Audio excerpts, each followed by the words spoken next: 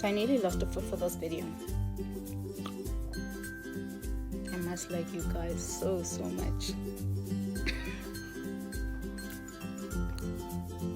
Look here. Thank you for tuning in, because I've almost lost a foot for this.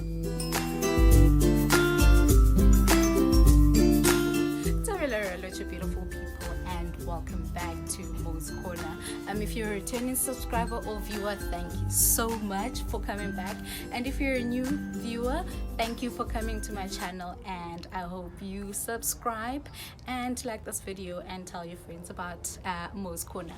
I'm outside today, so all the nature sounds, you're bound to hear them, but it's a beautiful day, and I just thought I'd enjoy the afternoon as the sun goes down. But before I get into this week's topic, I thought I should just let you know that I will be doing a new playlist called Mo's Money Mondays, videos that I'll be posting up every Monday, talking about everything money and everything financial literacy. So do subscribe and hit the notification button so that you get notified when the new videos go up. So on to the topic of today. As promised, I told you guys I'd tell you how I've shot my shot quite a few times in my life and how that went. So let's do this. If I remember correctly, I think of let's let this pen pass.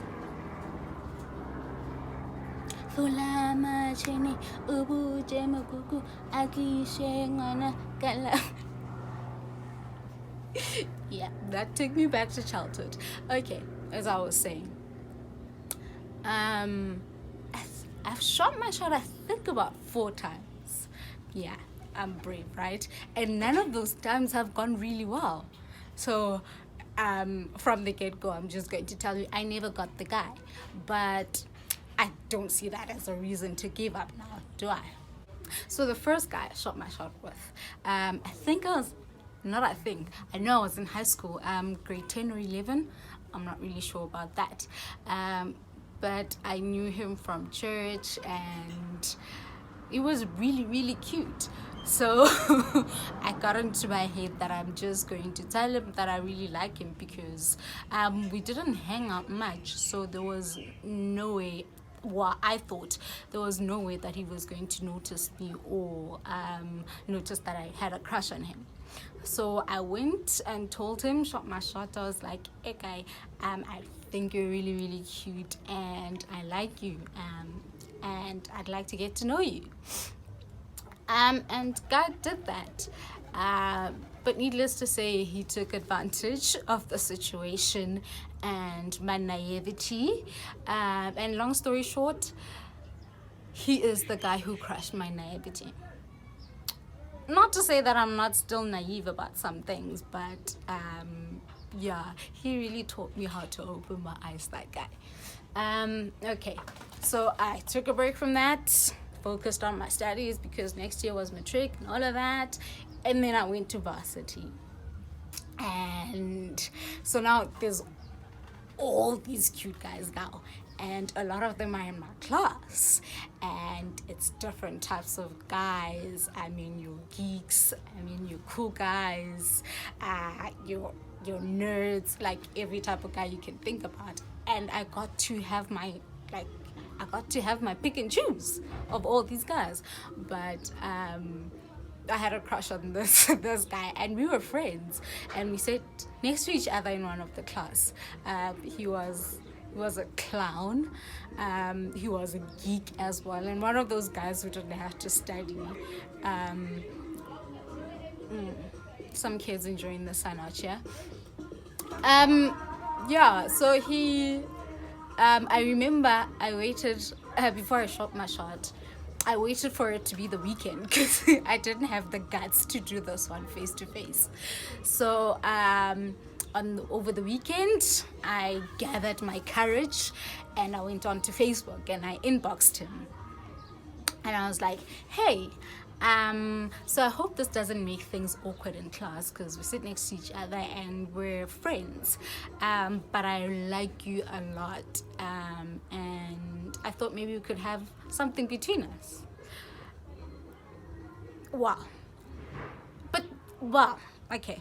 That didn't go well. He replied, and very soon he replied, like that same day, I think, and he was like, oh my gosh, I'm really flattered that you like me, Yvette. Yvette is my other name. But I don't like you in that way, but we can continue being friends.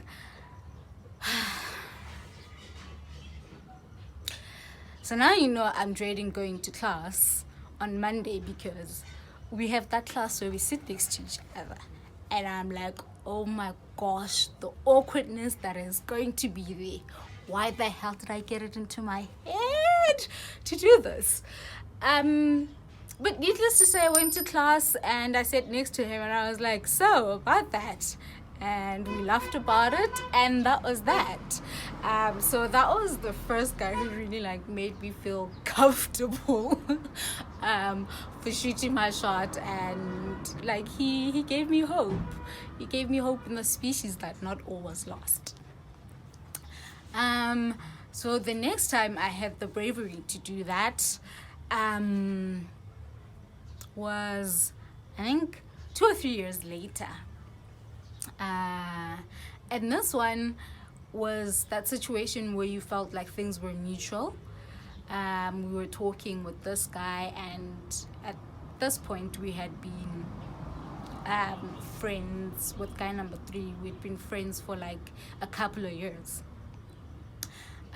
So me and guy number 2, we talk, we have all these things in common. I mean, guy liked one of his favorite movies was The Notebook. I mean, come on. He liked reading, and he was so clued in about a lot of things, and he just liked a lot of the things that I liked, and like we just clicked, you know, and we were flirting on the phone and all of that. But I felt like he was too slow getting to the point, right? So I take it upon myself and I'm like, hey guy, me, I like you, and you, I want you to be my boyfriend. Whew.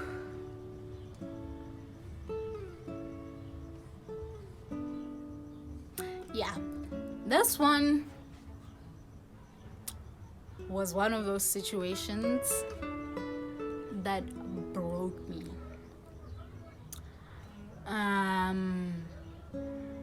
But yeah, another long story short, this guy made me lose all hope in the goodness of men. If I have any trust issues right now or any commitment issues, this is the guy who dragged all my positive thoughts and all my positive perspectives about men. He dragged them through the mud, and he ruined things for everyone who came after him, basically. But I learned that not all guys are like that, and maybe I guess I'm just a hopeless romantic. I went and did it again. Needless to say, it was 5 years later, which is this year, and a couple of months ago, not even a couple of months ago, a couple of weeks ago. So it's this guy who I met in the theater space. So when I started doing my theater training, and he's just an all-round good person, and I just thought we clicked. So I do the whole thing of going to shows, bump into him, have a little chat with him, and I think, oh my gosh, things are nice. But when I leave, we don't talk much. We only talk over social media, and I was like, this thing is going to waste my time. So we have a couple of times that we chill, right? And we chill all alone outside of the theater space, and like I realize, oh my gosh, like this guy is an awesome human being. And I'm like, okay, maybe not all is lost, and maybe I might just gather my courage and try this one because we click, right? And I'm like, okay, by this time I think I've learned how to read people.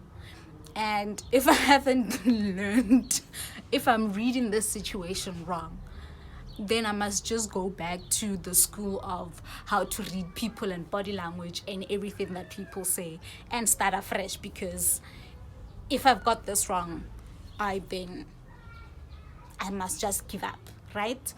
The situation is like that, or how I'm feeling the situation is like that. But then I take my time before I do anything about it, and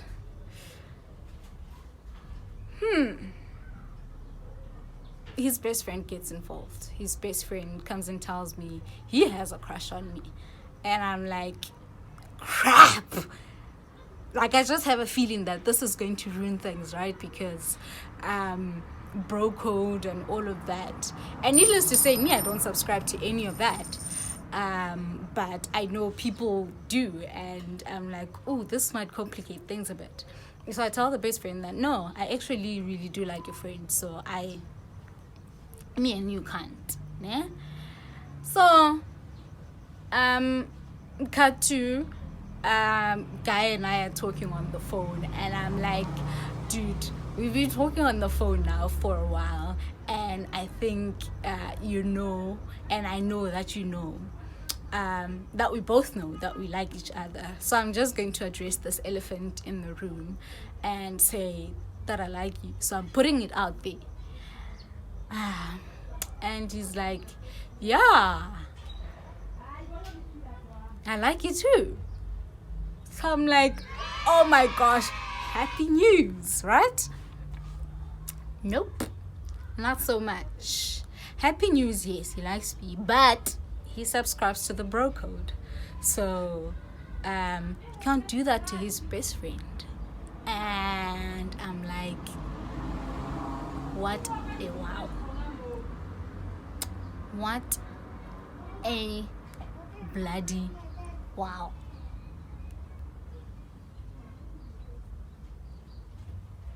Cry with me.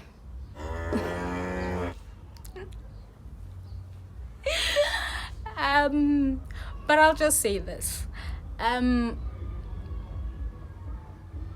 Over the years of doing that, I really, really admire guys, because this thing can knock your confidence down and shred it to tatters, right?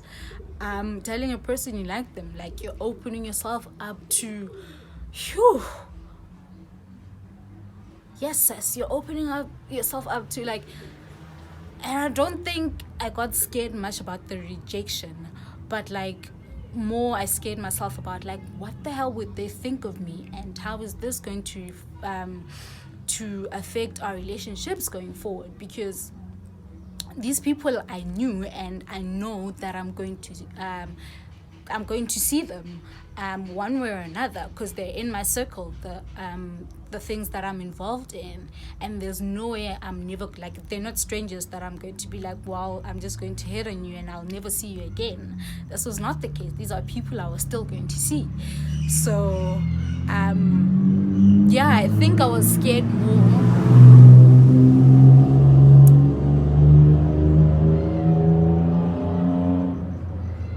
I was scared more by the thought of what they would think of me after that. And facing them after that. But I survived, and I survived the rejection. I survived the getting taken advantage of. I can only say that it's made me wiser. And yeah, if I could do it again, I would do it again the same way that I did it, because it's brought me where I am, and it's taught me what I've learned. And would I do it again? Definitely yes, I would do it again. You don't die from rejection.